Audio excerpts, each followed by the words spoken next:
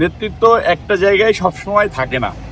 মেয়াদ শেষ হবে, কমিটি হবে, রেগুলার কমিটি হবে, নেতৃত্ব বাড়বে, নেতৃত্বর ভালো ভালো নেতৃত্ব আসবে, জাতীয় রাজনীতিতে তারা ইন করবে, জাতিকে ভালো কিছু দেবে, সেটার প্রত্যাশা নিয়েই সবাই রাজনীতি করে। জাতীয়তাবাদী ছাত্রদলের কমিটি চলমান প্রক্রিয়া, শুধু ছাত্রদল না, সব সংগঠনই কমিটি চলমান প্রক্রিয়া।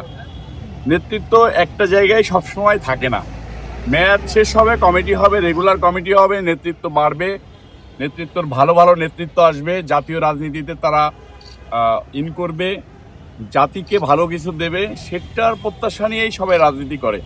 জাতীয়তাবাদী ছাত্রদলের কমিটি হয়েছিল, জাতীয়তাবাদী ছাত্রদলের কমিটিকে হয়তো ভেঙে দেওয়ার জন্য বিদায় দিয়েছেন। সামনে ভালো নেতৃত্ব আসবে ইনশাল্লাহ। সেই নেতৃত্বে স্বৈরাচার হাসিনাকে যেভাবে বিদায় ঘটিয়েছে গত ছাত্রদলের কমিটিগুলা, সামনের নেতৃত্ব আবার সকল অন্যায়ের বিরুদ্ধে জাতীয়তাবাদী ছাত্রদল সবসময় জাগ্রত থাকবে, জাগ্রত ছিল, জাগ্রত আছে। আমরা ছাত্রদল করে এসেছি, আমাদের সামনে যেসব ভাইয়েরা আসবে আশা করি তারা জাতিকে ভালো কিছু উপহার দেবে।